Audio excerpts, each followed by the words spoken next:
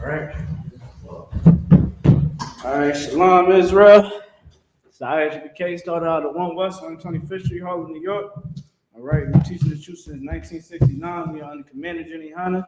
We're here to teach the truth to the so-called Blacks, Hispanics, Native Americans. All right. That we are the true biblical Jews. Today is the law class. All right. Also, we have, broke our fast from the Day of Atonement. All right. Let me tell y'all something real quick. You know what I mean? If you're not in ISBK, you're not in the truth. All right. Put it just like that. I'm going to tell you why. Right. So, get me Hebrews 5:14. But we'll show. I'm going to show y'all something real quick. Right. A lot of people, Hebrews chapter 5 and verse 14. Right. It's this whole stigma of, hey, I'm in the truth. Just because you pick up a Bible, just because you say shalom or shalom, well, it's not real Hebrew. It's shalom. You know what I'm saying? You say Yahuwah, it's not really Yahuwah, it's Yahweh. You understand? It's because you say those things don't mean that you're in the truth. Don't just because you put some fringes on your t-shirt don't mean that you're in the truth. All right. We are supposed to learn from the priests of the Most High, right? That's how we have order. How you gonna have order if you just going around doing whatever the hell you want, right? You got Israelites that's outside of the school that is going to be doing a fast. They starting a fast right now. When we're supposed to be doing this as a collective under the real rulership of the Most High, the ones that actually follow Christ. Read what you got. Book of Hebrews, chapter 5, verse 14. But strong meat belongs to them that are. Go to verse 12, Brother Shaw. My fault. Go to verse 12. Book of Hebrews, chapter 5, verse 12. For when the time ye ought to be teachers, ye have need that one teach you again, which be the first principles of the oracles of God. Listen, I'll let you run off a little bit, but we're going to break that down. So read that part, the first part again. For when the time ye ought to be teachers. For the time that ye ought to be teachers, meaning before you become a teacher, before you can try to open up your mouth and try to so-called rebuke somebody and, trying to go out on the street and go teach and all of that nonsense. Read from the top. Book of Hebrews, chapter 5, verse 12. For the time ye ought to be teachers, ye have need that one teach you again. One must what? One teach you again. So, who's supposed to teach you again? One more time. What's your name? Athanya. All right. Get me Jeremiah, the 23rd chapter. The 23rd chapter, we're going to start at the first verse. Right? I'm going to show you how being an ISBK means that you're in the truth. Like, we are the ones, the generals put together, they put together the calendar for us, right? Any school that you are in, you go on our websites, all right? You're going to find the high holy days. We put these things together according to the Lord. Everything we do in the ISBK is according to the Lord, right? That's why you don't see us wearing fringes on our shirts, because that's not of the Lord. It's supposed to be on the borders. You understand? That's why you see us. We don't tell men, hey, you can only have one wife. You know what I'm saying? If you have more than one wife, you're sinning. No, you can have as many wives as you want. Just make sure that you using wisdom. You know what I'm saying? So we go by the law, right? And right here, we're going to show you how the Lord formed the ISBK. Read what you got, Bubba Show. This is the book of Jeremiah, chapter 23, verse 1. Woe be unto the pastors that destroy and scatter the sheep of my pasture. Listen, these false teachers, such as, these fake Israelite groups, these Christian pastors, so-called spiritual leaders, the imams with the Islam and all of that, you know what I'm saying? The Lord is going to destroy them. And that's why their organizations, they so-called sanctuaries, the churches is going down to the ground. They evilness and their nakedness is being exposed. because the Lord had done it. The COVID-19 just wasn't something out the ordinary. It was to shake the world. You know, when you shake that tree, what happens? The fruit wound up coming down. And now we're about to see what they really producing. Keep going. Saith the Lord. Therefore, verse 2, therefore, thus saith the Lord God of Israel against the pastors that feed my people. The people, the pastors that feed my people. What is they feeding? The knowledge, the help, the guidance. That's what every man and woman of Israel is supposed to do. Supposed to guide the next brother and the next sister. That's brotherhood.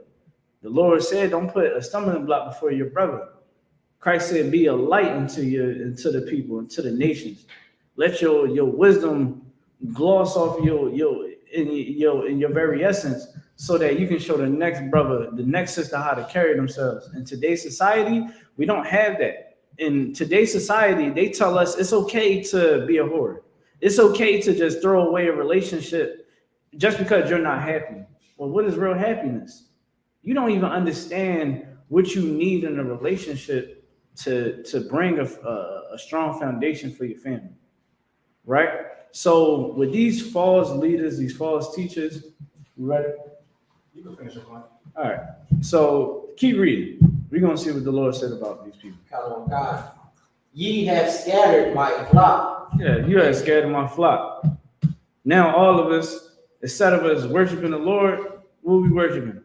Allah, moon rocks and all types of crystals and homosexual deities and things of that sort. You know what I'm saying? We had people that walk around with ankhs on their neck, which really is a vagina and a penis on their neck. You know what I'm saying? Ankh is private parts. You walk around with private parts on your neck. What wisdom is in that? So they have scattered us. You understand? And with that being said, I'm gonna pass the class over to priest and officer Daniela. All right, let's cut it up.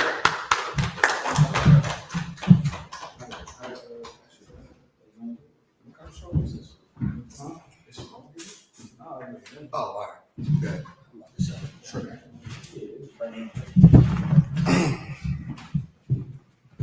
Hey, Shalom. What's going on? Put water in the car. And the car came in a clutch with that Mills. Lock it. Any questions in the class? None on the line right now, None sir. along. You got one? Go ahead, brother. Yeah, go ahead, you. Yeah. I just had a question. So you know about the interracial marriage and stuff like that. So say if somebody was black, but they had a baby with an Asian, so would their baby want to be allowed to come up here? Yeah, because the baby would be black, because it's the seed of the father that matters. Yeah, so whatever the father is, if the father black, then the baby black.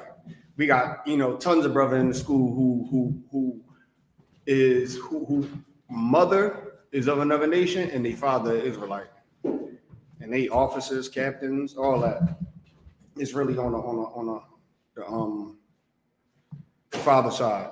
Now, if you meet let's say if you meet a Asian chick and she already got kids by another Asian man, then those kids wouldn't be able to come in.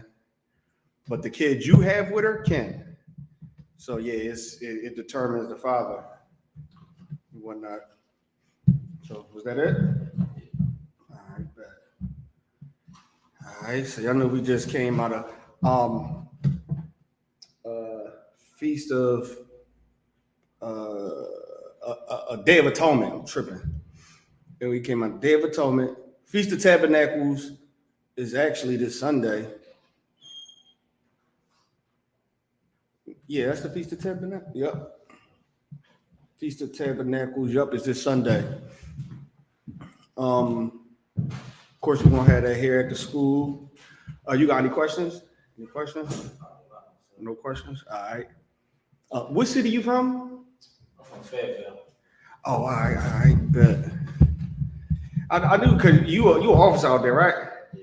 I know when I was hearing you talk, I was like, He know too much. I think he been around. He got to be an officer. So. I was like, got to be an officer. What's that, Christ? But yeah, we just did the Day of Atonement, and I think today is when the Jewish people celebrate theirs. They call it like Yom Kippur or something. Say it again. Yeah, I think it's like Yom Kippur. Yeah, the car said, "Log it." When you matter of fact, somebody Google what is fasting on Yom Kippur, right? I wish you could pull it up. I'm gonna let you finish though. Let's look that up, because we all know what the Day of Atonement consists of. It consists of fasting, right? The scriptures say afflicting your soul or whatnot. It started yesterday sundown to today sundown. Of course, the Jewish man, they consider this their favorite or their most important holiday or whatnot. And they, of course, all wrong and disgusting too with it. You got it? Yeah, read it for me.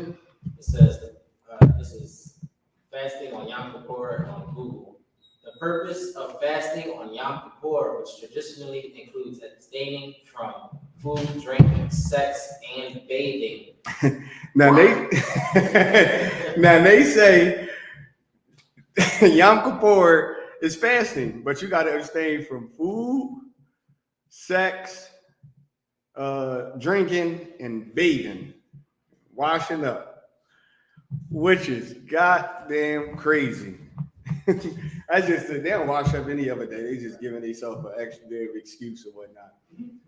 I'm like, where in the hell is that in the scripture? What the scripture say about the Day of Atonement? Who knows? Let me see what that is. 23,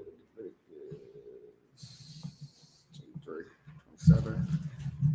Okay. Go to it. You got it? Leviticus 23 and 7? I think it might be 27. Let me see. It might be 7 too. Let me see.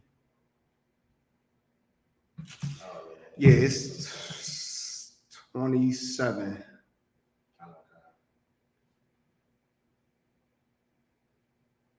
Yep, 27. 23 and 27. When anybody could get it, whoever could get it, they could read it. This is the book of Leviticus, chapter 23, verse 27. Also, on the 10th day of this 7th month, there shall be a day of atonement. It shall be an holy convocation unto you, and ye shall afflict your souls and offer an offering made by fire unto the Lord. Yep, so you shall afflict your souls and offer an offering made by fire unto the Lord. What does it mean to afflict your soul? This precept. Go ahead. Give you all. Not in this context. When they say afflict thy soul. Let me get the precept of it. Go ahead. It's like, it means like to cause like trouble or like pain or cause like suffering, right? How do you call suffering to your soul? Well, just in this holiday, you hungry, like your mind start thinking about all types of things and what you want to do instead of what I guess you're supposed to be doing. So you're like challenging your soul, I guess, to do what the Most High wants you to do. Right, which is what? Abstain from eating and drinking for the day, or from sundown to sundown. Yep. Is you afflict your soul by not eating and drinking. Now, why is it okay? It's afflicting your soul, but not eating and drinking. How can I say it? Okay, how is it that you're afflicting your soul by not eating and drinking?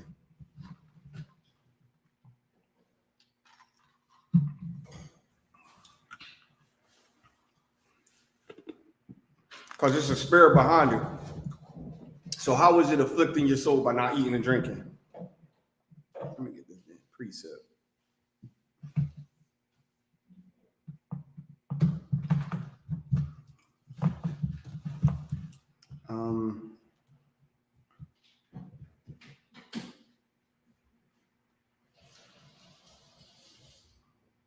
Anybody want to give it a shot? Oh, I got it. Yep.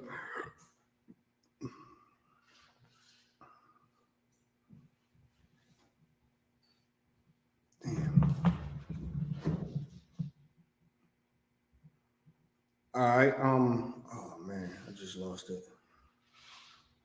Is you afflicting your soul because the whole purpose is you can eat and drink, right? You can eat and drink anytime you want. You forcing yourself. It's different by waking up with no money and can't eat. You know, you just ain't got no choice. You can't eat or drink. It ain't even you afflicting your soul on purpose. You just ain't got no goddamn money. Times hard. But then it's another different kind of afflicting your soul where you can eat and drink and you just forcing yourself not to. Man, confess your good for the soul. I was talking shit all day. Salaki for the language. Like, man, this is nothing, man. I do this. I did this like 10 years straight, man. I'm good. Man, that last 2 hours, I was like, who is that calling me? I was like, because it was like, it's a fight where it's like, you can eat, you can drink. You know, I went and did something for somebody. They had a whole case of water sitting right there. And I'm just looking like this. Every year, it seemed like it's no different. Every year, you just fight through it and fight through it. Just when that's the beauty of it, because no matter how long you do it, it's always going to be a challenge, man. Always going to be a fight. Go ahead, Nakar. Somebody in the comments said because the flesh wants to eat and drink. Yeah, the flesh want to eat and drink, and you forcing it not to. Let me see. Let me go to the scripture real quick. Ain't no questions online, right? We do. We do. All right. Let me get this scripture. Somebody give me Isaiah 58 and 2. Yeah, we can start at 2.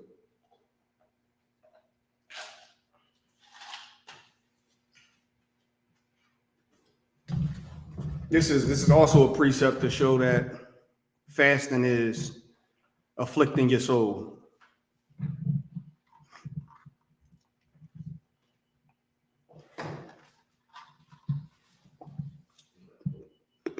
You got it? Yeah, you can read it. Book of Isaiah, chapter 58, verse 2. Yet they seek me daily and delight to know my ways as a nation that did righteousness and forsook not the ordinance of their God. They ask of me the ordinance of justice. They take delight in approaching to God. Now this is a nation that did righteousness. They didn't forsake the ordinance of God, and they asked for the ordinance of justice, right? Read on. Verse 3. Where have we fasted? Say they, and thou seest not. Now they saying, look, we have fasted. Well, the Most High saying, wherefore have we fasted, they say. So they saying, look, Lord, we fasted. Read on. No, they say we fasted and you see us not. So meaning they like, look, we did what you asked us to do, and you ain't seeing us. You know, they supposed to be a righteous nation. They didn't forsake the Lord's laws. This is all the stuff, this they plea they was making to the Most High, right? And then they saying like, yo, we fast and you didn't see us. Read on. Wherefore have we afflicted our soul? They like, look, we fasted, man, and we afflicted, like we afflicted We fasted and we afflicted our souls. This is what they saying to the Most High. Like, look, we did what you told us to do. You don't see us. We fast and we afflict our souls. Read on. And thou takest no knowledge. You don't even acknowledge that we fast. This is what they said. This is what they said to the Lord. Like, you ain't even acknowledging that we fast, Lord. We afflict our souls for you. Read. Behold, in the day of your fast, ye find pleasure. The Lord is like, oh, read on, finish it. And exact all your labors. The Lord is like, yeah, y'all did fast, but in the day y'all fast, y'all found pleasure. So y'all didn't fast. Like they, of course, in the eyes of the people, it looked like they fasting. That's why I tell us in Matthew, you know, when you fasting, don't look like it. Like, don't go to your job all like, what's wrong with you? Fasting today, man. I ain't had nothing to eat and drink in like 14 hours. Like you cool. Ain't nothing wrong with you. You just want people to know that you fasting. The Lord, so around them, the people was looking like, God damn, he fasting. Yo, he a strong brother, man. I don't 24 hours? Damn, I can't do that. That's what everybody's saying. But little do they know, you somewhere in the bathroom at break eating the goddamn Reese cup and whatnot. You know what I mean? You in the bathroom washing your hands and you sneaking it. Like you finding pleasure. So it looked like you getting through it, but you really not. And the Lord is like, yeah, I didn't acknowledge y'all. Yeah, I didn't see y'all because when y'all did it, y'all found pleasure. Read on. Verse 4. Behold, ye fast for strife and debate and to smite with the fist of wickedness. Like, yo, you're fast. Ye fast for strife and debate. Like, that's what you fast for. You fast for just goddamn drama and trouble. That's all you did. Read on. Ye shall not fast as ye do this day to make your voice to be heard on high. Yeah, you didn't fast to make your voice heard to the Most High. You didn't fast for me to hear your voice. I told you to do this and do that and afflict your soul. I would hear you. You know, you didn't do that. So how in the hell you expect me to hear you when you didn't even fast? Read on. Isaiah 58, verse 5. It is such a fast that I have chosen, a day for a man to afflict his soul. Is it to bow down? Is it to bow down his head and as bulrush and to spread sackcloth and ashes under him? Wilt thou call this a fast and an acceptable day to the Lord? The Lord asking the question, like, look, is this fast like me asking you to afflict your soul? Is me asking you to bow down your head, put on sackcloth, put ashes on your head? I'm not asking you to do none of that. Read on. Verse 6.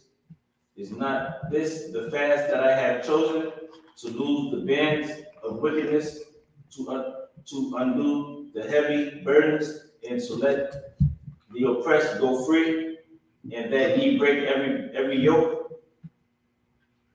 See, the Lord, what people don't realize, especially Christians, is that the Lord, what he asks us to do is really not much.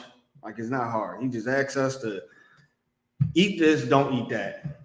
Do this, don't do that. Say this, don't say that. That's all he asks. Just simple stuff. Hey, don't eat for 24 hours.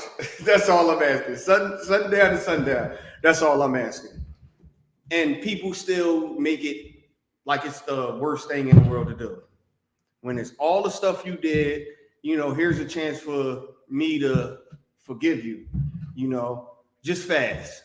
Just fast, and it'll be a day of atonement for everything, you know, for all the stuff that you wanted to get forgiven for or whatnot. And it's a day to remember, to keep the tradition.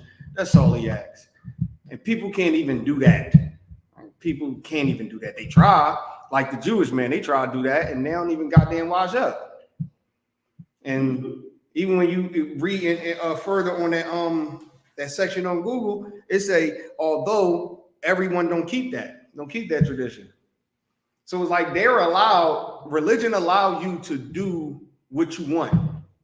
Like, so it tell you to fast, but you could pick and choose. If you want to wash up. I mean, which is just crazy. Like, why is it a day where you just don't wash up? So I'm assuming that including brushing your teeth, all that. Like, what you can't do nothing. No deodorant, no nothing. So I just don't get it. That's just goddamn disgusting. And even with Muslims too, Muslims try to do it, but of course they don't do it the right way. Like Muhammad, did that for the sake of just trying to be better than the Israelites. That was the whole point of him setting up Ramadan or whatnot, and fasting from, what is it, sun up to sundown or something like that? Sun up, sundown? Yeah, that's like 12 hours or something like that. All right, that is not nothing. All right, doing that 12 hours that is not nothing. Like, that is, and doing it every day, like consistent like that, you just gonna get used to it. Like, you gotta do it for 30 days, sun up to evening. By like day 10, it's gonna be nothing. Like, it's you used to it. And really in the fitness world, that's called intermittent fasting, man. That's not nothing. Like, people that work out do that all the time as a routine to lose weight. Don't eat. They don't eat from the time they get up until evening. And then when the sun go down, that's when they eat. They eat from when the sun down until the sun come back. Like, people in the fitness world do that. And they do it with ease. People that's preparing for shows like bodybuilding and all that, they don't eat for 18 hours or something? No, I think it's like 16 hours out the day or something like that. So it's just like, they just set that. Muhammad just did that for the sole purpose of wanting to do it better than the Israelites. And in the book From Babylon to Timbuktu, of course, it tells you that. It goes into it. He set it up that way because he seen the Israelites doing it one day. So he made it 30 days or whatnot, made it a whole month just to try to seem like they was better than us or whatnot. Read on. Go ahead, Nicole. Yeah, I think that was heavy. If you don't know about this Israelite culture, you'll never know the truth about Muhammad. You know what I mean? Like, how he took Ramadan from us during the Day of Atonement. Like, I remember I found that out. I was like, say what? You know what I mean? Like, he was culturing like that. You know what I mean? And I just think that's crazy because, like, I used to do that fast. I never did Ramadan. I think I did it. I don't think I did it. But I tried that type of fast, and it's like, if you never did it before, it's a little challenging. But like doing like the Lord's fast, it's a little bit more intense. Right. Yeah, they call it 16 and 8, meaning 16 hours out the day you don't eat. No, 8 hours out the day you don't eat. 16 hours you can. So this is just weird. Read on. What God said, 58, chapter 58, verse 7. Is it not to deal thy bread to the hungry, and that thou bring the poor that are cast out to thy house? When thou seest the naked, that thou cover him, and that thou hide not thyself from thine own flesh, then shall thy light break forth as the morning, and thy health shall spring forth speedily, and thy righteousness shall go before thee. Mm-hmm. The glory of the Lord shall be thy reward. That's the reward that you're gonna get. The glory of the Lord. You're supposed to do all that or whatnot, but basically they was asking the Most High the whole point of it, they was asking him why he, wasn't acknowledging them, even though they was fasting, and really they wasn't. It's the same thing with Islam. Y'all really not fasting. And the day of fasting, you finding pleasure. That's all.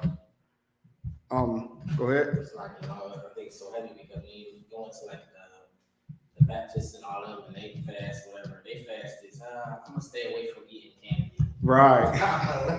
No TV. No TV. Something like that, and it shows you how weak that religion and how their foundation stands on nothing, because it's all about feelings and what they feel like doing, not what the Most High one and how you should serve the Most High, how you should serve Him. Right. It's about selfishness. Right. Yeah, they let you pick and choose. Like, I ain't gonna watch TV. Well, I know a lot of niggas in the hood who couldn't afford TV. So they was fasting every day by not, watching TV. They pick not watching TV. Some pick not using their phone. I mean, they just pick and choose stuff that they used to. Work on the slavery, can't use your phone. 8 hours. So, I mean, they ain't doing the real thing that what's really going to matter, what's really going to cause some pain, which is you not eating the drinking. Try that for 24 hours. I don't give a damn what you say. I mean, that ain't your phone and all that. That's cool. Not eating candy. That's fine. All right, cool. But try it for 24 hours, man. That's all, and then get back at us. But you say it was a question online. Come. Online. So like it. Can I get a breakdown on number 6? What's the reason would someone choose to be a Nazarite? Okay, let's get it. It's number 6.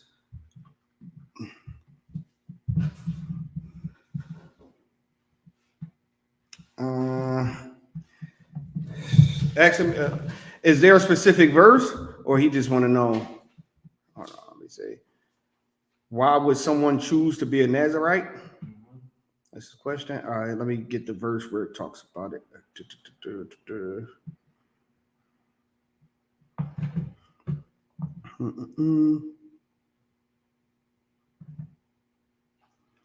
I think it's the whole verse. For real. Hold on.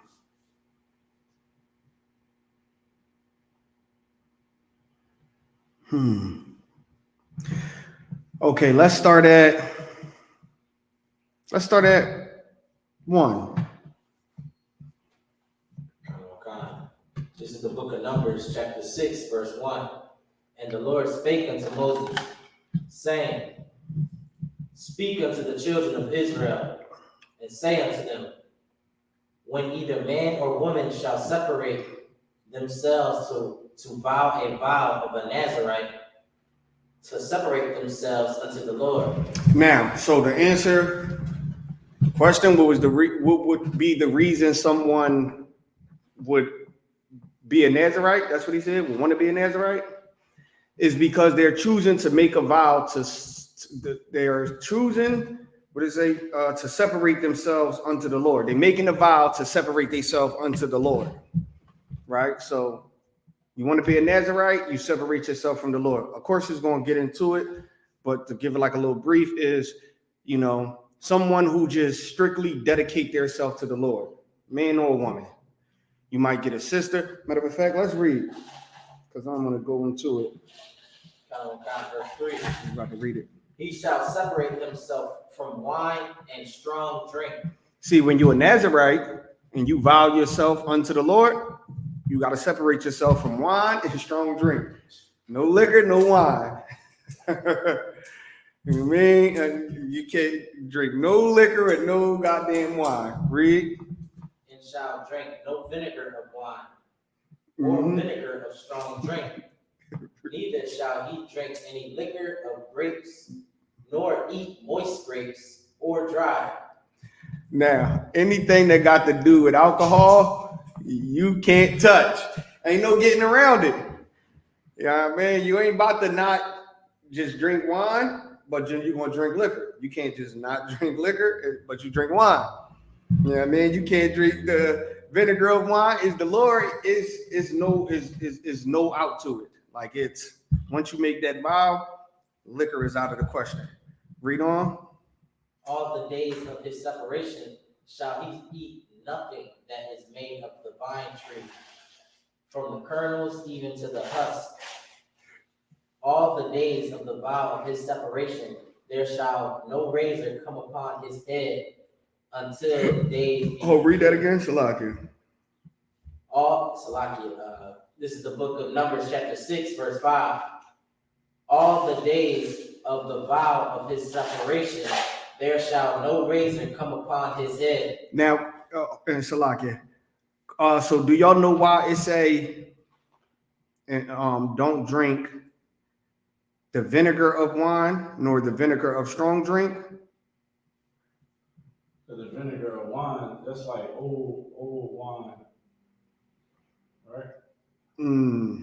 Or it can contain alcohol. Yeah, it's vinegar that's made from wine. That's like cooking, like you'll use that for like a sherry shower or Yeah, or, you can't even cook with that. Yeah, like a cooking wine. They got cooking wine. Yeah, yup. Cooking wine is some of it might be some type of vinegars that have wine in it or whatnot.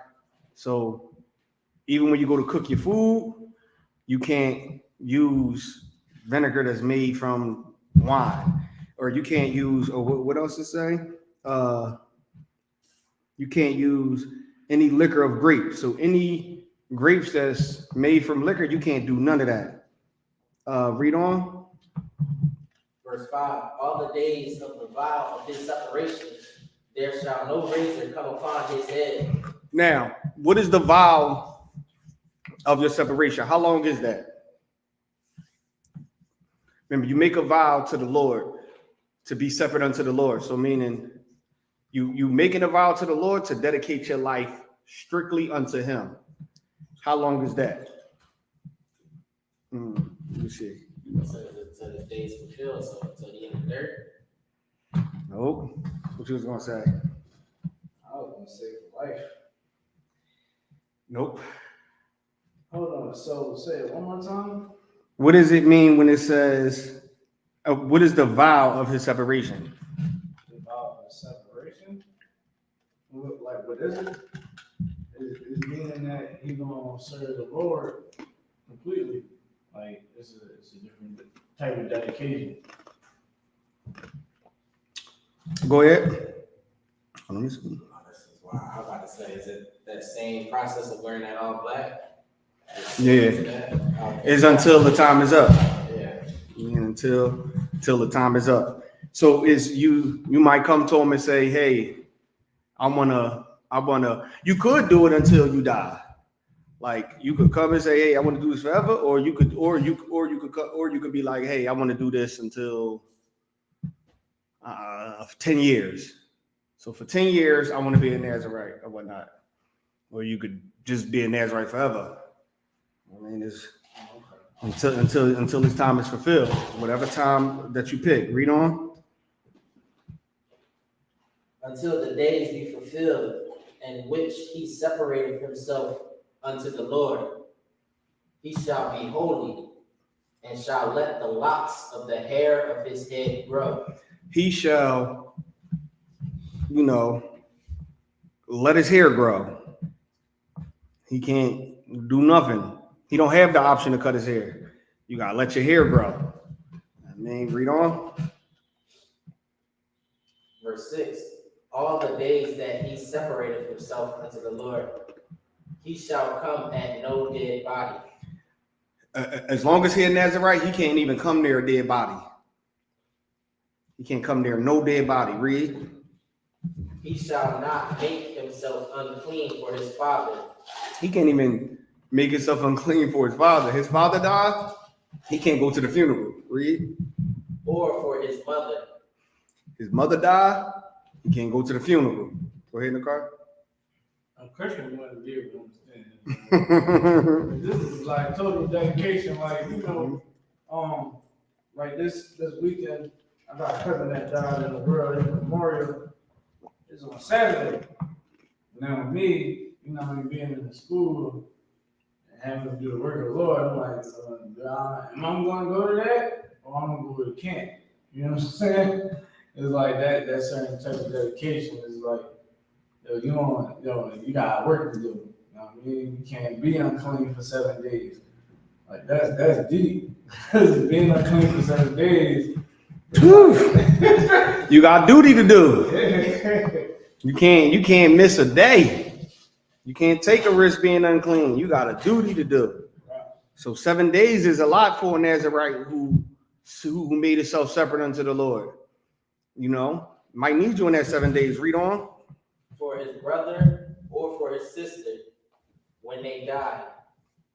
When they die, he can't make himself unclean for any of them. He can't even go near their bodies. Read. Because the consecration of his God is upon his head. Verse 8. Mm-hmm. All the days of his separation, he is holy unto the Lord. All the days of his separation, he holy unto the Lord. Read.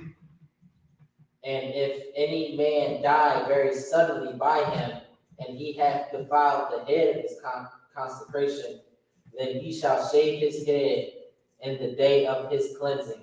So even if he's around somebody and they just suddenly die around him, okay, now you unclean. So you unclean for 7 days. On that 8th day, now you got to shave your head.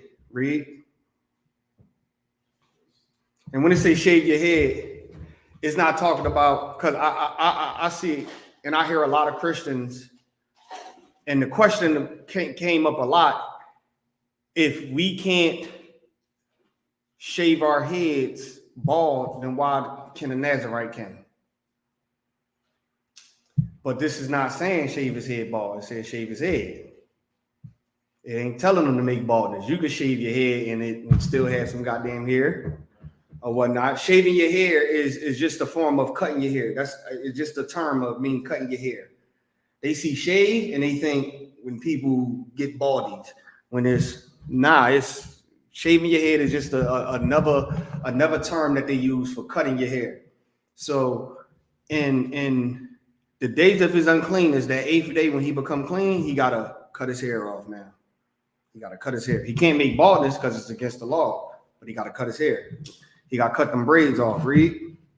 And on the 8th day he shall bring 2 turtles or 2 young pigeons to the priest, to the door of the tabernacle of the congregation.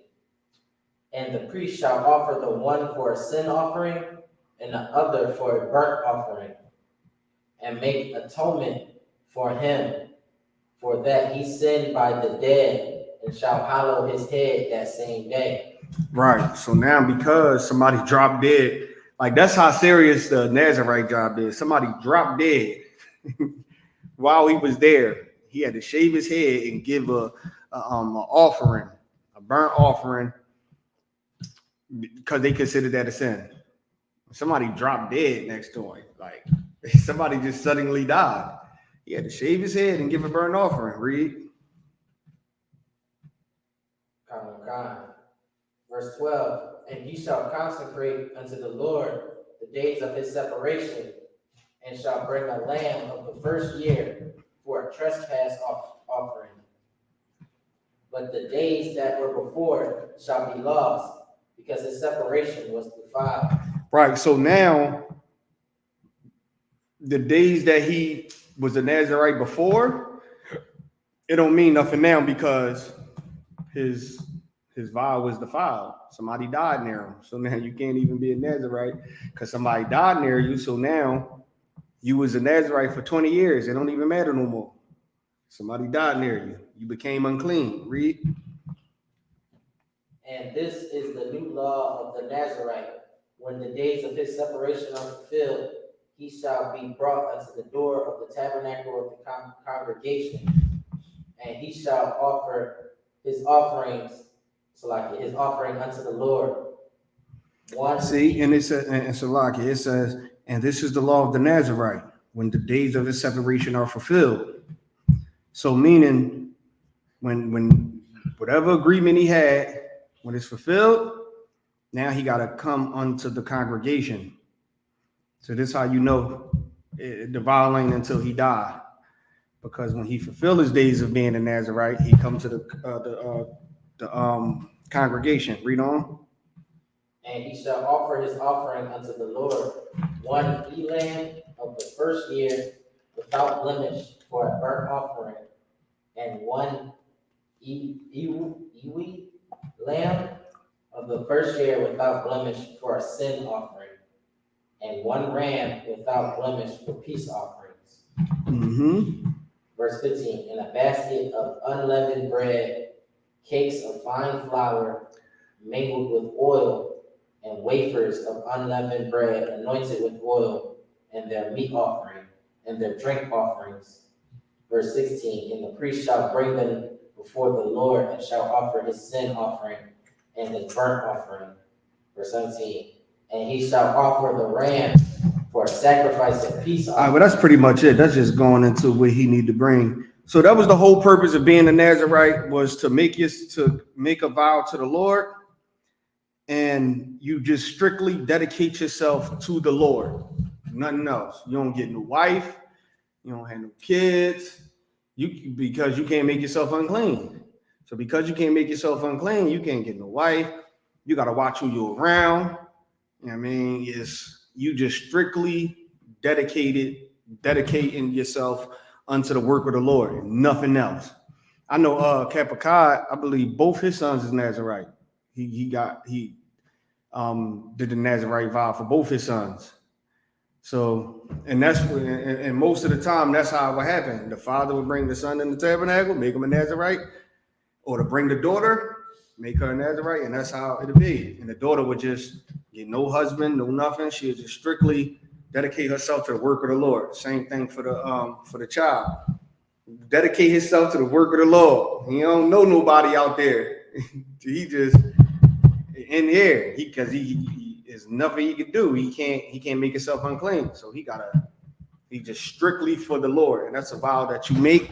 You come before the priest, make the vow, bam, he's a Nazarite. Go ahead. So you saying that Cat did that vow for him? Yeah. His sons was little babies. He brought them up in the generals. They did the blessing for the Nazarite. And yeah, he got 2 sons, and they both Nazarites. Yep. When they both was born, he came in and brought them in here. So they got a time period? I don't know. I don't know what was discussed. So I don't know if they do or not. I mean, I just seen it, and he made both his sons Nazarites. So yeah, so maybe they just strictly dedicated forever. Man, that's just how it goes. So that's the purpose of being a Nazarite, is just vowing yourself to make a dedication to the Lord. And when you make a vow, how do you make a vow with the Lord? You go before the priest, let them know. Yep, you got to go before the priest. Mm-hmm. The council, they might tell you no. Yeah. The same way like a husband would, his daughter or his wife. Right. Or like his son, he might, they're coming to him and be like, hey, I want to make a vow. The husband like, shut your mouth. Right. You know what I'm saying? You talking out of emotion. Or he might just like, yeah, go ahead. That's good for you. You know what I mean? Right. Make that vow, but same way. Yeah, same way. Yeah, you got to go to the priest, because the priests will be the ones to give you the advice. They might be like, this nigga crazy. Nah, nope, we ain't standing for that. Hell no. You want to fast for how long? 40 days and 40 nights? Go sweep the floor out there or something, Mark. What the hell is you talking about? Hell no. Right. That ain't sitting in your room like, Lord, please, Lord, I promise I won't do it again. Nah, that don't matter. That's why you keep getting caught. You sitting there like, damn, man, right before you walk in that courtroom, you like, please, Lord, just let me go free. Just let me go free, and I'll never do it again. You walk in the courtroom and get locked up. You ain't make no vow to the Lord. Because let's say if he do let you go free, you don't got to keep that vow. Who the hell heard you? Nobody can hold you to it. Nobody can hold you to it. The Lord ain't gonna come down like, hey, yo, he made a vow and he ain't keeping it. No, who the hell are you? You got to go to the priest. I mean, the priests got to be the ones to hear it. So if they say, all right, you want to do that? Sure. They're going to hold you to it. I mean, whatever vow you make, the priest's going to hold you to it because you're making it to the Most High or whatnot. So is there any more questions online? Any more questions online? Any questions in the room?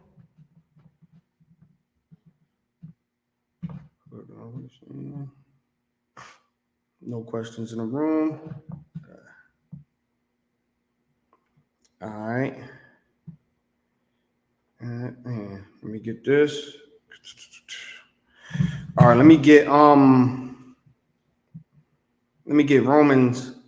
13:1. Let me get Romans 13:1.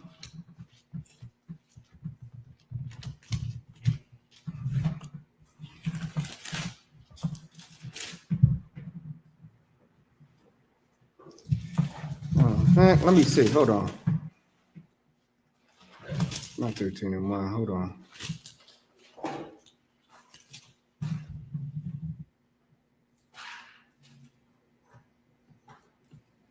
Yeah, matter of fact, yeah, you can read. Hold on. Yeah, you can read that until I get this. Hold on. Whoever get it. This is the book of Romans, chapter 13, verse 1. Let every soul be subject unto the higher powers, for there is no power but of God. Mm-hmm. The powers that be are ordained of God.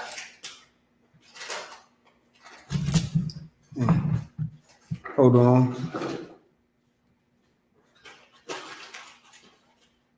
Salaki, read that again. Salaki. This is the book of Romans, chapter 13, verse 1. Let every soul be subject unto the higher powers, for there is no power but of God. The powers that be are ordained of God. What do that mean? Somebody tell me what that means.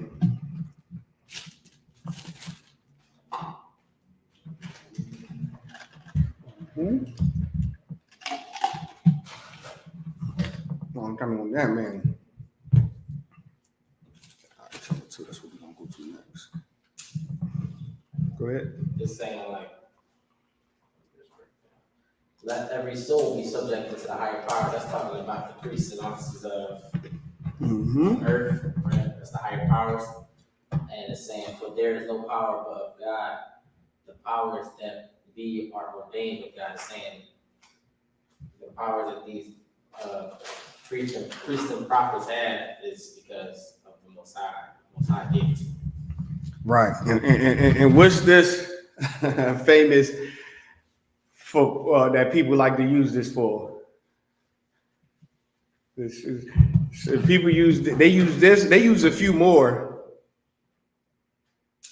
Go ahead. The law of the land. Yeah, you gotta obey the law of the land. When they don't even goddamn obey the law of the land. You just as the law of the land. You about to so I'll be back up on that strong real quick. Water. What verse you stop at? Verse 2. Verse 2? All right, yeah, read on. Whosoever therefore resisteth the power, resisteth the ordinance of God, and they that resist shall receive to themselves damnation. Yeah, like when we had these classes, man, this ain't something that we up here, the water. This ain't something that we up here just telling you because we pulled it out of thin air and whatnot. Like, we ain't just open this and we ain't freestyling. Like, everything we up here teaching is what we learn. So what we telling you is coming from the Most High. We reading it right out the scriptures. Like, we ain't, just telling you what we feel. Like, we all at one point in time struggle with hearing certain things that we got to stop doing and didn't like it. Ate at us. I mean, came into school and then went home and sat there and thought, like, I don't think I'm going back. Try to find every excuse. Like, nah, them niggas is wrong. Really? I like hoes. That's why. And now I'm going to make it about, you know, man, I don't know, man. Them niggas is crazy, man. Them niggas, I don't know. He did cuss up there. That ain't of God. He sat up there and he said a curse word, man. I don't know men of God who curse. Nah, I ain't going back. Nah, yeah, I ain't going back. Let me get on Backpage real quick. See if they got that $40 special. Yup. Nigga, that's all. You was, everything was going good. Like when we say, yeah, you know it's wrong to murder. Yeah, yup. That's wrong to murder. Yeah, you know it's wrong to steal. Mm-hmm. And it's wrong to sleep with another man's wife. What? Nah, man, hold on.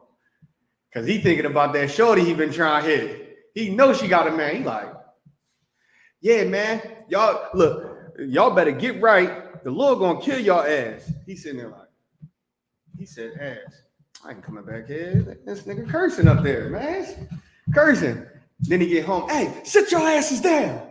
Sit down. God damn kids running up. It's like you just needed any excuse not to come back. So like you had your hand up. Nah, that's what I was gonna say. That's our issue with our people. As soon as they hear you can't eat pork, shrimp, crab, and lobster, that's when hell nah. Yeah, you know how many people I done had conversations with, like, yeah, hey, is it a sin to smoke? Yeah, it's a sin to smoke. You can't smoke. Nah, y'all ain't right. What you mean? Cause y'all be drinking though. It's not a sin to drink. Yes, it is. All right, show me. Nope, I know it's in there. My grandmama told me. It's like, nah, I ain't going back. Them niggas be drinking. What? Us drinking stopping you from learning the Bible? No, it's the weed that got you. What we telling you is with the Lord is coming from the Lord. So not listening to us is not listening to the Lord. And it's sad, but our people, they don't like to hear that, especially when there's, you know, some nigga up there sitting on the podium who ain't got no money and nothing, don't look like no money. He ain't driving no nice fancy car. You know, I'm sitting in the building and they giving us waters. You know, it's like, what the hell? Like they out there drinking out of red cups and all that, no glasses. Pastor got a whole big ass pimp cup right here. He pick up like this with his two fingers and sip the whole time he talking. We up here with red cups and got to run back and forth to the store to get waters and give you a separate cup with ice in it with the water to make it cold. They like, I ain't listening to these ghetto ass niggas, man. I hear him, but he do not know what he talking about. And Lord forbid you up here and you say something like, yeah, man, I came into the school, man, it's crazy because I dropped out. And then when I came into the school helped me get my GED. Now they looking like, so this is a goddamn dropout telling me not to eat no goddamn shrimp, crab, and lobster. My pastor got 4 degrees. He's a doctor. He got a big house. I seen this nigga getting off the train. He a dropout. Like, I ain't listening to this nigga. Anything not to eat shrimp, crab, and lobster. And then what happened? You got a court date coming up and you go to pray. Lord, please, Lord, please. And then your ass sitting in jail. And then what you do? Now we got to send you books. Now you finally writing us. You know what I mean? Now you finally want to listen. I remember I seen a meme where it said, man, I ain't never going back to church, man. I prayed before I walked in and still went to jail. I was like, see, that's what the hell you get. I think the card is here up first. I was just talking to a brother, you know, mine, you know, that's in the world. And he I want to say this too, like, for brothers that's in the school, you know what I'm saying, you want to be careful what you put on the internet. Because I got a phone, I got a message. Mm-hmm. It was about birthdays. You know what I'm saying? And brother was commenting, he hit me up. He's like, yo, what's this? I was like, dang, what it's supposed to be going down. Right. Going west. Right. So then he was like, we got to talk. I'm like, so you know how we handle things in the school. Right. We handle it in-house. You know what I mean? Hey, Salaki, you know what I'm saying? Yo, you know what I mean? Boom, boom, boom. You know how we handle the protocol. So he was like, see, I would love to join the school. As soon as I heard that, I said, Then I would love to join the school, but yeah, so it was like, I'd love to join the school, but, you know, seeing something like that, you know, like, it makes me wonder, you know, if I'm out there at camp with y'all or something like that, you know, is everybody gonna be on the same time? I said, you can't even keep a high holy day. right. You coming at that man, he went through the steps that he had to. The only thing it is some correction and everything is back on board, but you can't even keep a simple high holy day. Right. You know what I'm saying? You a simple high holy day, you can't keep a track of that. Right. So who is you to try to come at this man? I said it ain't about him. It's about you. Right. You focus on you. I'm trying to focus on that brother. And it was like, you're right. You know what I mean? Because at the end of the day, you trying to find any excuse to validate your disobedience to the Lord. That's all. But again, you end up in jail. You know, you wind up, you know, losing your cool in the situation. You know, finding something. I mean, we see it all the time, sir. How many times we've been at camp? You know what I mean? Camp. Man, forget y'all. Right. You know what I mean? He going crazy. And then we're going to see that brother for a couple months. Mm-hmm. So, yeah. The next time we see him, they all looking like they put some weight on and all that. Mm-hmm. Like, you know what I mean? They kind of detox. And we be like, dang, bro, where you been at? Y'all was locked up. Right. It was booked. Yeah, that's some real rap. You had your hand up, brother? No, I was gonna say what's so heavy about what you're bringing out is like with brothers and sisters, like they jump in the jam, like say, like you gave a good example, like he went to jail, now he's trying to get information because he found out he called the pastor when he was at his court date. The pastor just say, "I'll just pray on you." Right. And then you call the pastor, "Hey, my grandma light bill's going on. What's up with all them ties grandma gave you? Can you help us?" And you're like, we'll pray on it. We'll pray on it. He got a Dior suit on. He got $400,000 worth of jewelry, y'all. He talking about let's pray on it. My bills gotta get paid. Yeah, that's a The light's fact. gonna go off. And that's why I think what's going on in the world today, brothers and sisters, is really lost. Like you see the rate of Christianity really going down, and like Black Hispanics and Indians are just forgetting the Bible in general because of that. Because Right. what the past has done to them growing up, whether that's like molestation or just to like them finding out that what they're teaching is so stupid, it don't even make sense, that they just going into anything like our sisters going into crystals and witchcraft, which don't even make sense nowadays. And brothers going into this African and Islam and all types of other mess, and how these pastors leading us astray. Yeah, that's a fact. Cause I remember, man, when I was like 10, my house had caught on fire and burned down, and we lost everything. Like the only thing that we had was what we left out the house with, like the clothes and shoes. Like we end up going for a ride in the car or whatnot, went for a ride to the park or whatnot. By the time we got back, house was burned down. Fire department sprayed it down. You know, we lost everything. Man, we went to church that Sunday, man. I'll never forget. Went to church that Sunday. Mind you, we ain't have nowhere to go, no money, no nothing. Like, we just lost everything. The safe my mom had somehow ended up getting burnt or whatnot. And, like, we just lost everything. So, I remember, you know, the whole service went on. Next thing you know, they was like, okay, before we close it out, we wanted to, you know, let everyone know something happened to the to a family that's members of our church. So they called us all up to the front of the church or whatnot, and they was like, yeah, it was 6 of us. It was 6 kids, including my mom and my stepdad. Man, Malaki was like probably 3 at this time, like 3 or 4 at this time. He probably didn't even remember. He was a baby. So they call us up there. We standing in front of the church. They He telling the story. They said, yeah, the pastor was like, they got nowhere to go. They're going to leave here and have nowhere to go. We got to fix that. Everyone, we have to fix that. So here's what we're going to do. Gave my mom an envelope. It's like, you open that envelope when you leave. Because what we're going to do, we're going to say a prayer for y'all up here. They sat up there, say the prayer. We all happy. We're like, oh, snap. I wonder what he gave us. Oh, snap. So they asked my mom, they said, hey, what y'all doing when y'all leave here? She was like, man, we got enough money to get a hotel for like 3-4 days. And then after that, I don't know. Hopefully that gives me enough time to find a family member that we can stay with so I can stack some money up to get a new house. So he was like, okay. So they said the prayers and everything. I remember we standing up there and said the prayers. So it was the end of it. As we leaving out, I see my mom opening the envelope and she paused in the middle of the door and go, folded it up, put it in her pocketbook. And was like, come on, y'all. We left out. We like, what the hell going on?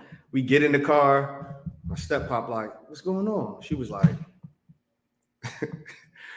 I can laugh there because it's funny there, but she was like, that was a goddamn gift certificate for Payless, $20 gift certificate for Payless. In that goddamn envelope. She pulled it out, showed it to me. He pulled it out. He was like, what the fuck we gonna do with $20 in it? It's lucky for my language. He was like, what the we gonna do with $20? And there's 6 goddamn kids back there. My mom still tried to keep faith. She like, no, it's a blessing. Let's keep my stepfather snap me. No, what we gonna do with $20? He pissed. He's like, we ain't even got nowhere to go. Man, they just said a goddamn prayer and gave us $20. Man, he was pissed. I was sitting in the back like, man, my house was across the street from my school. So I'm like, man, everybody gonna see my house burned down. They know I live there. They gonna make fun of me when I go to school. And I ain't got nowhere to go. I'm gonna have to go to school in the clothes that I got on now for the rest of the week because we ain't got no money. I was like, man, I hate church, man. I hate church. I never want to go back. I was pissed. I was pissed off. I'm like, all they did was say a goddamn prayer. And that was it. And no money, no nothing, no help, no nothing. I think they maybe gave us like a bag of clothes or something like that or whatnot. Like a member ended up giving us like a bag of clothes or whatnot, a bag, like all the clothes that they wear or something like that.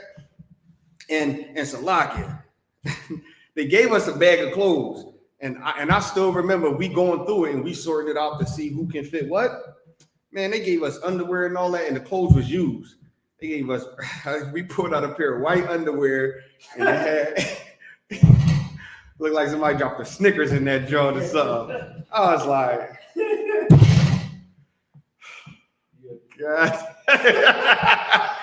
Nope, I was like, I'm going to school free balling. I ain't putting these on. Get the hell out of here. Nope. But that just shows you the evenness of it, man. Like they make our people believe that they got our back or whatnot, have us in church, giving all your money, lights off, rent due, bills due, no way to eat, but you giving all your money because you believe in a miracle. And then when something happened where you really need their help, all they do is just, we're going to pray for you. We're going to say a prayer. Bow your head and say a prayer. As if that's what got them what they got today. Like you got what you got today because of the people in the church or whatnot. You prayed and then people in the church gave you what the hell you wanted. But you want us to pray and it drop out the sky. What sense does that make? Like you like they know what it means. Like, okay, they say a prayer and then they come to church, the congregation give them whatever the hell they asking for, and they look at it as a blessing. You need $200 for a bill. Hey, pray for it. As if you're going to get a check in the mail randomly one day. A check in the mail with your name on it, $200 to pay your bill. But Negro, if you need a blessing, I got to give you my money. That's the blessing. But you can't give me the money when I need it too? Like that just showed you. Somebody had a hand up? Go ahead. I mean, that's unfortunate, and it's like it's crazy because it seems as though that the congregation, you know, the people that was there did more than what the pastor did. You know, at least they can't do with some clothes, you know what I'm saying? Like the pastor ain't say, yo, we're gonna go back to the crib, we're gonna try to find some clothes, the walls. You know what I mean? Like we in here, you know, we have a lot of resources, but like we still want to try to get you right. We want to try to get a care package, come in and Jimmy Holland going sock into your pockets. You know what I mean? Like we're gonna help. We're gonna be hands on, and that's what we need. And that's why the Lord, you know, exposing their wickedness, and that's why they losing the money. You know what I mean? They got listen. Isupk got TD Jakes trying to spit some controversial, telling black women to pretty much shut their mouth. Why? Because he did that. Yeah, so recently was he the one that came out admitting he was wrong about the tithes? No, that's Clifflo. Clifflo. Yeah. Oh, so they all. Yeah, everybody because they all backtracking. So you know the Lord working. Okay, so now it's like we shaking the earth. So it's like. Oh, so he told in one of his speakings, he said to shut their goddamn mouth. He was like, listen, y'all females need to learn how to stop being so masculine. That's why I said shut their mouth. So when you saying like something like that, the whole goddamn the whole Christian woman base was like TD, and now I think he's trying to pass it down to his daughter. Oh, that's why he did that. Yeah, because he was getting a lot of backlash. Because what he was trying to do is pass it to the woman king. He was trying to cater this. All right, this is the whole finesse, right? So right now, red pill content is money. Like that, he get that money, he get that revenue off of the internet. So when he trying to get the men in the congregation, they start coming in like the younger men that's gullible and stupid, right? And also he's trying to appear like he trying to come off like we do. You know what I mean? And trying to get the men. He trying to put his foot down, right? Yeah. Trying to be masculine to at least get some, because they know them women start disappearing out them churches after a while, right? Because they come there looking for men. Exactly. That's all. He tried to call himself having supposedly trying to keep it Israel inside his church. I guess they had like the scrolls and the horn, and the, the altar and all that. He tried. That's Old Testament. Why he doing that? He don't even believe in that. That's back then. What he doing with the horn and all that? That's back then. That ain't New Testament. You know what I mean? That's back then. Nah, man, that's some. And to even pass it down to his daughter was just like I know they read the whole Bible. Like I know they read it, Genesis to Revelation. You mean to tell me you didn't read the part where it said a woman can't teach? Like they love bending the rules when it comes to benefiting them. It ain't even written in the Bible as a parable. Like it ain't even something that need a precept. It say plain as day, a woman shall not teach in the church. It's plain as day. It ain't, you don't need no translation. You don't need to go to school. It's plain as day. Yeah, what precept I need about that? It's plain as day.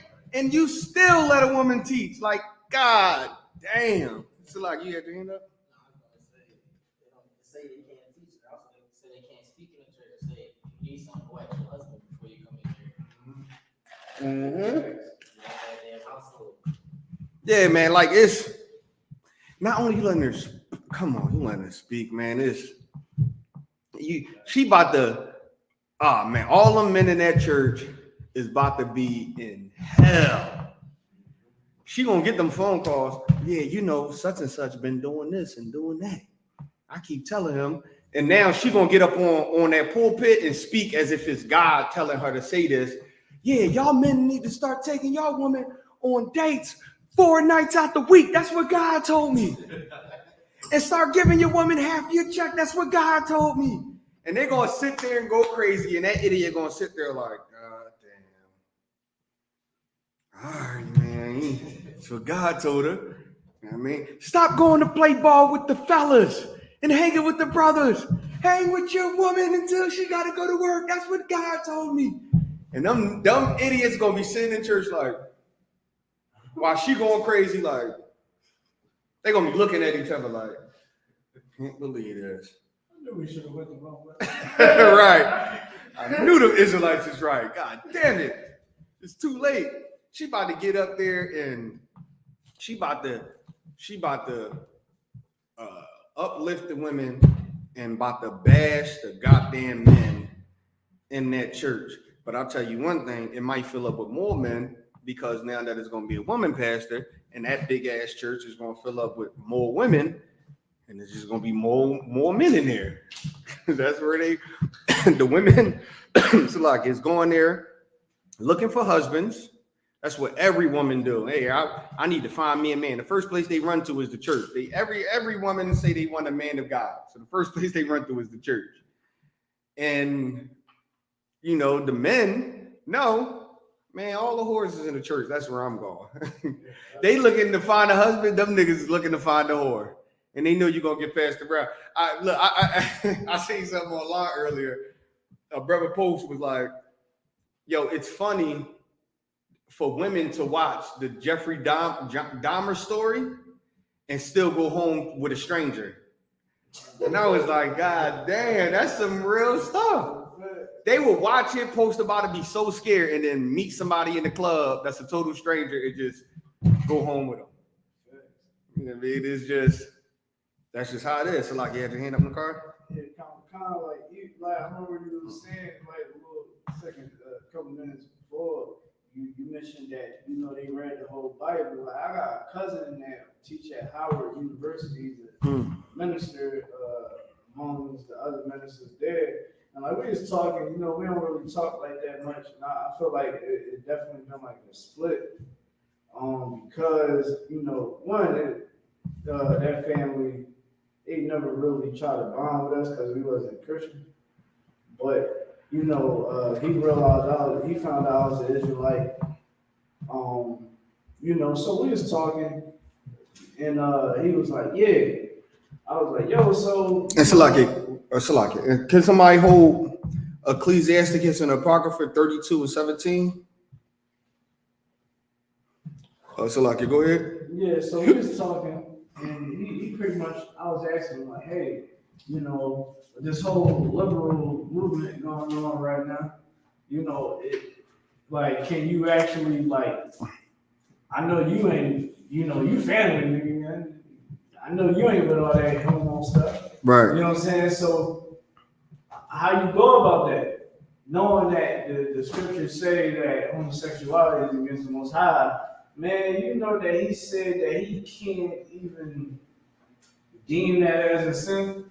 Like he got to work around it because of the whole social construct of today's society. Homosexuality gotta be, you know what I'm saying? It has to be glorified. It's an act of bravery. But he like, man, I be wanting to teach the truth that you can, but I gotta watch what I say.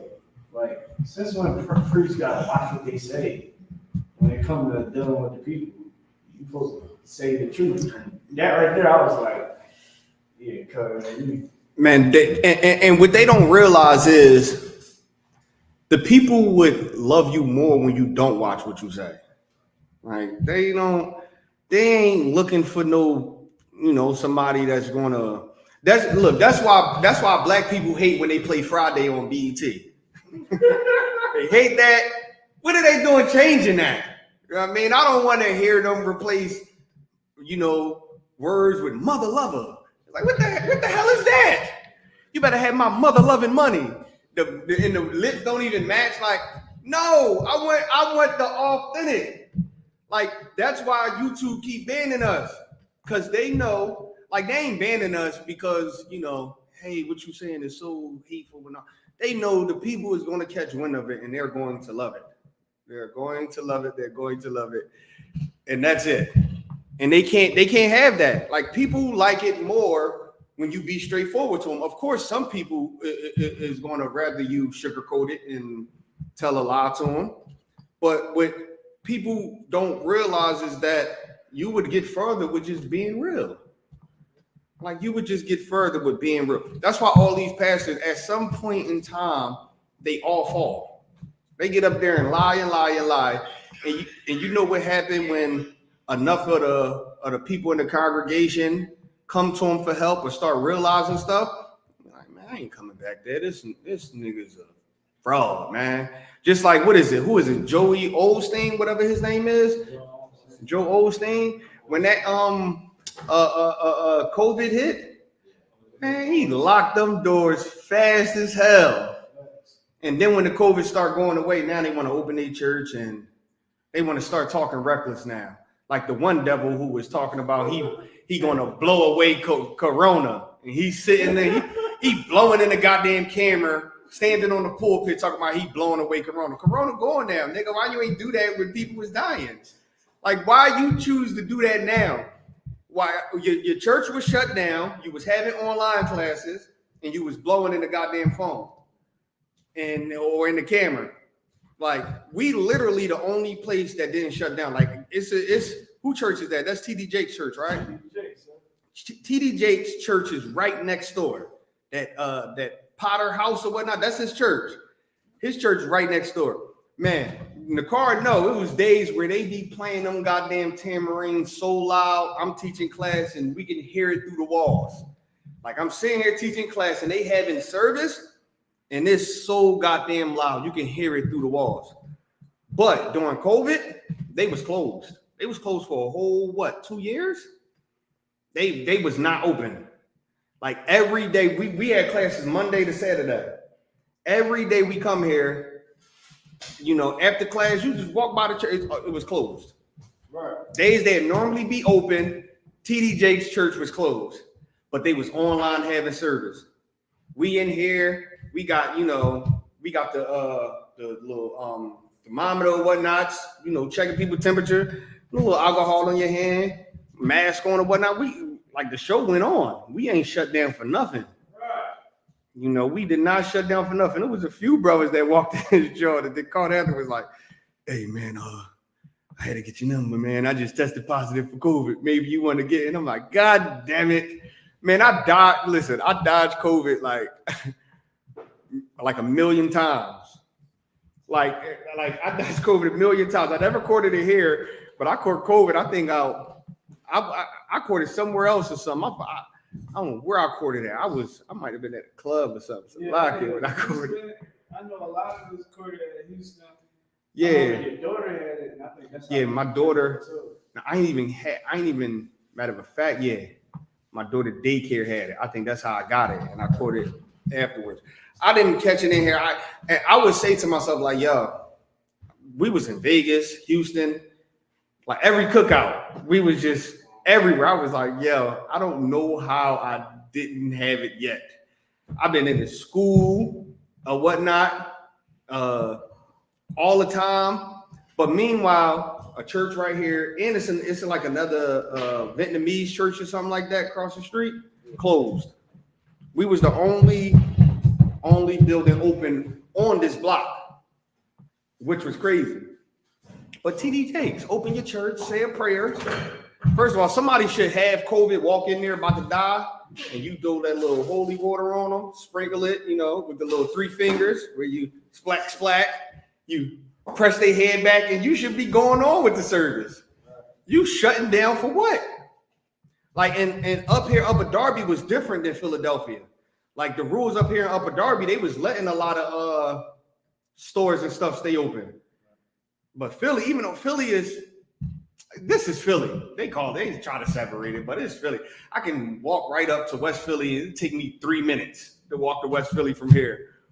But right there in Philly, everything was closed up. Up here, stuff was still open. So we was allowed to be open because the mayor wasn't tripping. TD Jake's church was allowed to be open. They didn't get no order to shut down, and they still closed down. And it's like, come on, man. For what? Just pray like y'all always do. Y'all got YouTube videos where people is getting out of wheelchairs. People is getting out of wheelchairs. You can't, you mean to tell me a little COVID is stopping you? Come on, man. Who hold on that scripture, Ecclesiasticus? This is the book of Ecclesiasticus, chapter 32, verse 17. A sinful man will not be approved. This goes into what we was talking about earlier too, about how a brother would try to find an excuse not to come back because a sinful man would not be reproved. Reprove means correct. And they won't be corrected. Read on. But findeth Hey, Shalom, an y'all about excuse to- according to his will. But findeth an excuse according to his will. A sinful man is going to find an excuse according to his will. Still down and out. A sinful man is going to find an excuse according to his will. So whatever benefits him, he's just going to find an excuse. Like you could be sitting there saying the realest thing ever, breaking it down. A brother know what you're saying is right, but he can't give up tuna. He just can't give up tuna. I hear you, brother, but that tuna fish. Listen, y'all gonna hear some crazy stuff, man. You're gonna see brother sit in the class, and then you're gonna just not see him no more. You're gonna be like, you're gonna run into him one day somewhere and be like, damn, brother, what's going on? I ain't see you in a minute. Yeah, man, I ain't, this is what a brother told me one time. I was like, damn, brother, what's going on? I ain't see you. I ain't see you in a minute. What's going on? He was like, yeah, man, when I had came in, I ain't like how you patted my pockets, man. That was, it was kind of weird, man. I ain't, you patted my pockets, went down to my leg, and you tapped my sneakers. Man, I ain't had nothing on me. That kind of like threw me off. I was like, okay. Look down at his pocket. He got cigarettes. Okay, no sweat, brother. Just come back whenever you feel like it. Okay, all right, cool. Nigga, you smoking. Shut up. That's all. All you had to do is, hey, man, come on, man. You grabbing my leg, man. What you doing? I patted your pockets? Yes, nigga, I'm trying to save you from dying if you try something stupid. Nigga, that's all I'm trying to do. But I'm sitting there like, is he really telling me this? This nigga is really saying he was searched too hard. He ain't like it. Okay, next time you come, I'm going to, nigga, you taking your sneakers off. Next time you come, nigga, you taking your sneakers off, you shaking your hoodie out, everything, nigga. If that's what made you not come back, oh my God, come on, man. You should be happy. And Dylan, we trying to, make sure ain't no Dylan Roos or nothing. You know how many people walk in here and be like, hey, I'm from the tribe of Benjamin. A word? They come sit in here, and then we start. I remember it happened one time. Somebody came to the door, said they was from the tribe of Benjamin. General walked right in, start teaching class, looked at him, and then just start going into him. General was just going into him. I'm like, yeah, because the Africans are stinking and they filthy. The Africans are so filthy. Let me tell you about these Africans. And we like, damn, he going into the him. Like this was when the school was upstairs. He going into the Africans. African boy jumped up. I rebuke thee in the name of, now his accent came out. When he was at the door, he was, yeah, I'm from the tribe of Benjamin. Oh, all right. He come upstairs. I rebuke thee in the name of Jesus. I'm like, I knew you was here. Get him the hell out of my classroom. He's like, God damn, he was about to get thrown. Listen, General Haas jumped up, yoked him, was about to toss him down the steps, caught himself. He was like, just walk down. He just walked him down the step. Because it happens sometimes. Some people will walk up and be like, hey, yeah, I'm Levi. Oh, all right, cool. And then they might say something in class where you like, nah, something over there. Yeah, man, somebody told me to try fufu platter. I said, no. He in the audience like, he turns down the fufu platter. What? You like, that nigga ham, I got it. I think the brother had his hand up. What you said for him, when I was growing up, a lot of Africans try to act like they were Jamaican. used to talk to niggas, so I be catching them all the time. And I mean, about what they be saying, and what they be, how they carry themselves, stuff like that. Right. Look at the bottom of their feet or their hands. They hands be orange, bottom of their feet be orange for some reason. I mean, like, oh, you Benjamin, right? Let me see the bottom of your feet. Nah, nigga, get out. So like, why you turn him away? Man, his feet was orange, man. That's Ham. I know Ham when I see it. His feet was orange. That nigga feet was rock solid orange, man. That's Ham. I go ahead in the car. Yeah, no, I see this challenge, right? A bunch of a bunch of Hebrews, you know what I mean, black and Hispanics. They was trying out fufu, and it was so hilarious because you know they was like everybody was like, yeah, we're trying to get food, and they ate the fufu. It was like.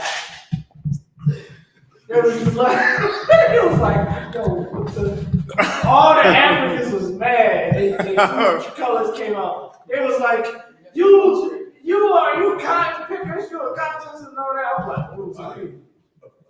No, I was gonna say, so when you done, I said, what about it? Could you grab it? Come right there. They got juice in it. So like, piggyback on the car, I see the same drum. He said a lot of Hebrews do a lot. It's a car too. It's a car was trying out food for the first time. We don't like that. Well, yeah. Around there, it was like, ooh, no, we don't. Yeah, we don't want that. They over there making mosquito patties and all that. We don't want that. Gotta check their spirit, man. It happens, man. Now, let me see where we was at.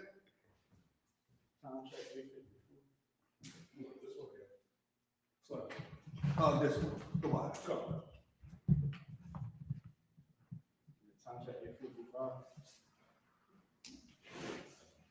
All right, most time Christ. The water.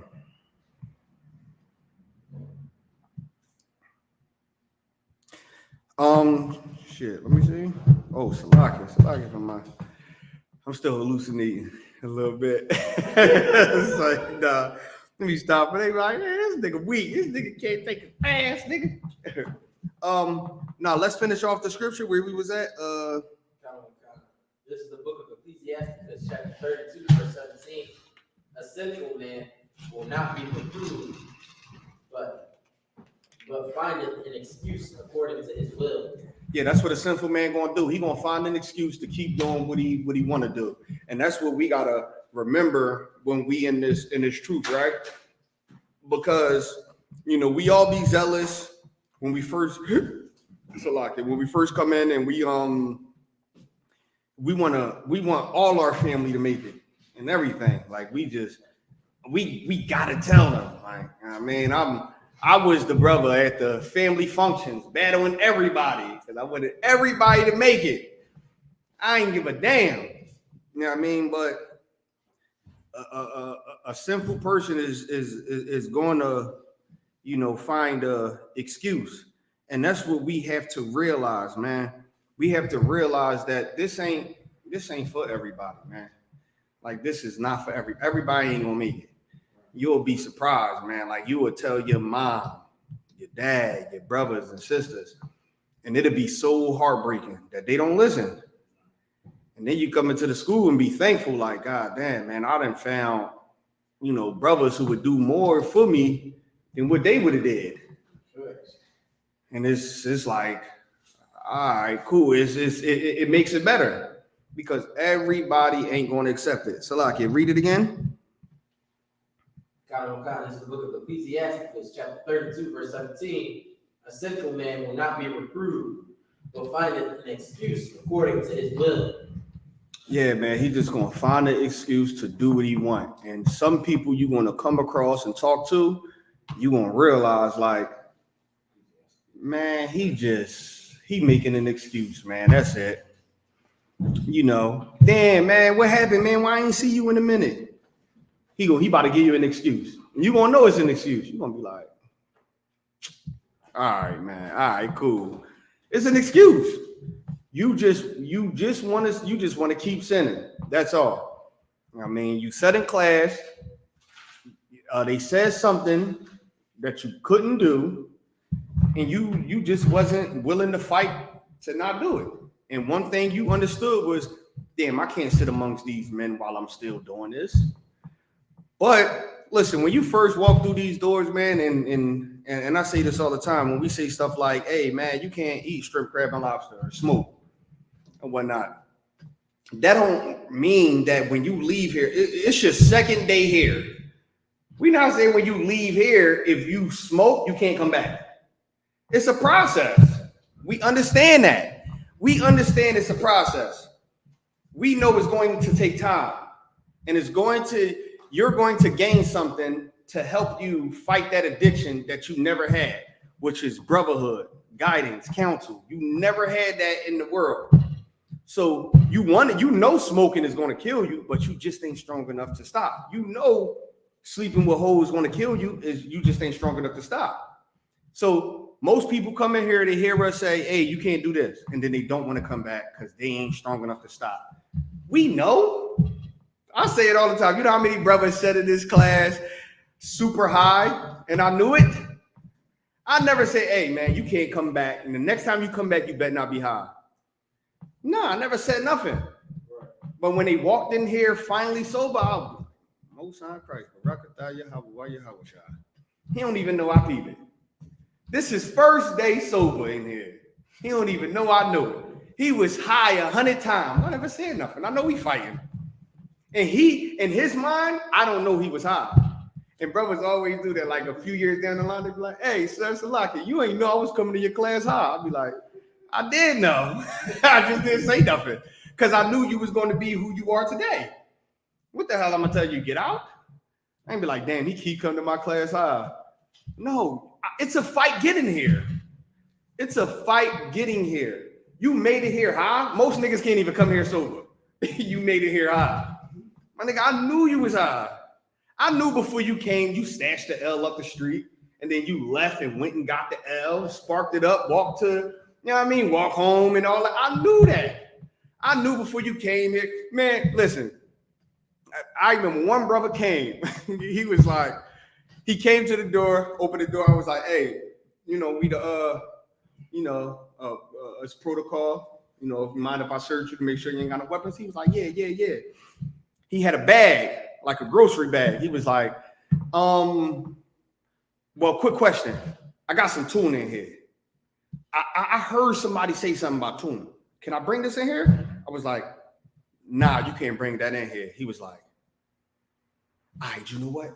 I'm about to go stash it under the car real quick. I'll be right back. I was like, all right, go ahead. He came back. He was like, look, no tuna. I was like, Most High Christ. All right, checked him, looked at the bag. He came to the class. When I was letting him out, he was like, damn, I hope my tuna was there. And he heard in class, you can't eat tuna. But he knew it was a fight. It was like, I ain't telling you, oh, nah, bro, you can't, don't go get that tuna.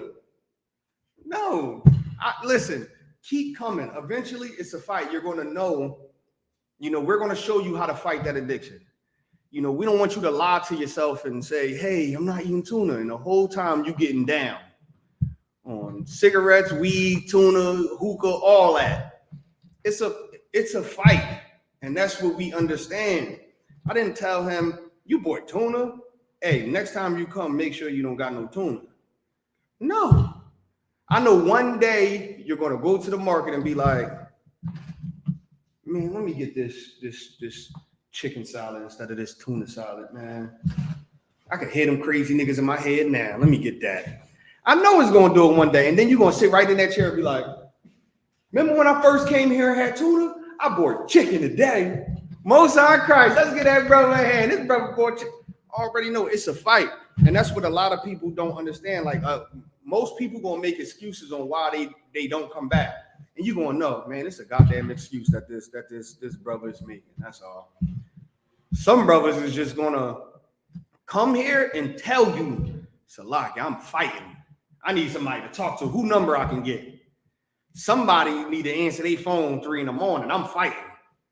Okay, y'all. I heard y'all in class say no matter what time, pick up that phone and call, right? I'm calling somebody 4 a.m, my nigga, when I get that urge. No sweat. Give me somebody number. I'm putting y'all to the test. I hear y'all.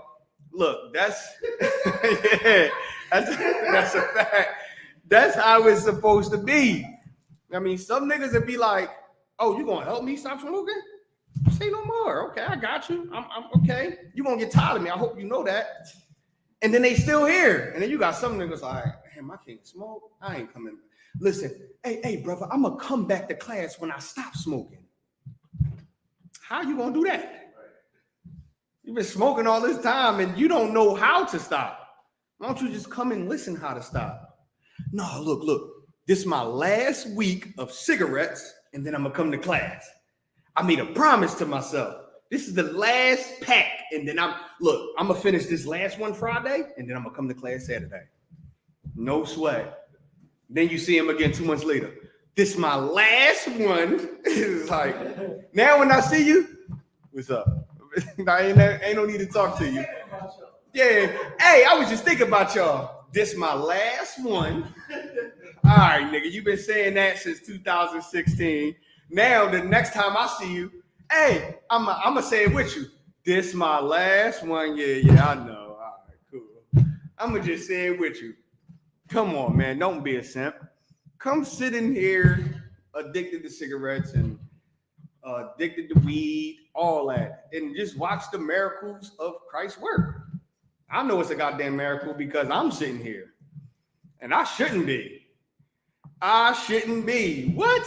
That's why I hate when I'm with a brother and then I see somebody in the world that I ain't seen for years. Hey, what's up, man? Hey, man. Yo, this nigga was crazy, man. I tell you, I'll be sitting there like, come on, man, shut up. No, you don't know him how I know him. I know this nigga when he was this high and he used to do it. And I'll be like, come on, man. So it's a miracle. Niggas be like, damn, you is. Yeah, I'm here now. It's a miracle. It's a miracle. There's no way they would thought that I would stop. It's a miracle. You know what I mean? I was, doing all type of drugs, popping pills and everything. Niggas see me, I was 140 pounds back then. They see me now like, no, that's not him. What? Yo, this is Lil from the block. I'll be like, man, shut up. That's why when I see people in the road, I'll be like, I ain't even saying nothing to that nigga. He about to tell his brother how I was. So like, you go in the car? So like, sir, sister asked, can you eat codfish? Mm-hmm.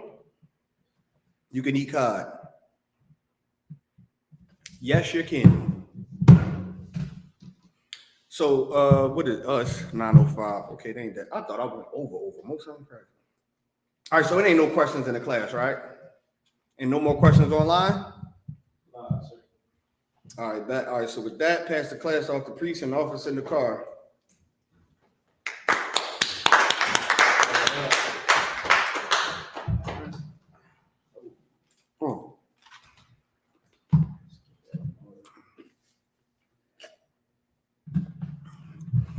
Don't worry. You ain't keep the Day of Atonement, man. Just know it's next year. Don't feel bad. I know it's, you know what I mean? You got some new people in this young. Don't feel bad. I mean, it's always next year. I mean, just coming in. Yeah, come in and get some of this suffering. You know what I mean? All right. This is ISUK security announcement. We are the ISUK set out on 1 West on 25th Street, Harlem, New York. Go for new brother and sister. When new brother and sister come to the school, they're all blessed for 6 months. They're to be saluted only. They're here to share themselves with the world. At any transportation, the teacher will arrange it. At the 6 months, if a brother or sister has interest in a particular person, he or she must get permission from the head to speak to a brother or sister. There's another 6 months in which the brother and sister will court each other. After the 6 month period, the brother and sister will get permission from the head to marry, ties, which is a commandment. You can find us in the book of Numbers, chapter 18, verse 21, and Malachi, chapter 3, 8 through 10. Like Asherah, we 10 in Hebrew, 10% of every penny of any increase the Lord gives, give it to the treasury department. Our priest fund, free will offering for priests, not mandatory, wherever not your life. Upcoming holy convocations, you already know today was the closing of the Day of Atonement. All right. And you can find that in the book of Leviticus, the 23rd chapter, 27 verse to the 32nd verse. All right. Now, the next feast is going to be this Sunday. All right. That's gonna be the Feast of Yeah, Tabernacles. the Feast of Tabernacles. All right. The 15th That's- day. Oh yeah. Yeah. Ooh-wee. So it's the 15th day of the 7th month for 8 days. All right. So there's going to be from Sunday, this Sunday the 9th, all right, to Monday the 17th of October of this month. So from Sunday, we're going to meet up at every school, wherever the school is at. We're going to meet up at the school. So this Sunday, 7 o'clock p.m., we'll bring food, drinks, whatever you like, bring your family. All right, that's how we do it. Yeah, I'm pretty sure this should be your first time coming to our holiday. So, you know, you'll get to experience how it is, you know what I mean, your culture. You know what I mean, we all come together as a family, bring food. We had the service up here. You know, we have food, drink, music, and all that. Families come together. So you can find us in the book of Leviticus, the 23rd chapter, verses 34 through 44. All right. Boom, boom. All right. Aki and my Wafian, make sure you check the bulletin board in the hallway in the school. If any brother want to be a trooper in the school, start wearing all black boots, shirt, pants, headband, or scarf that I'm out of the understand. All right. I'm in Israel, we're going to get one quick salute. I'm in Israel, about Shabbat. I imagine. Barak. Yahweh Hashem Yahshua Barakatah. Yeah,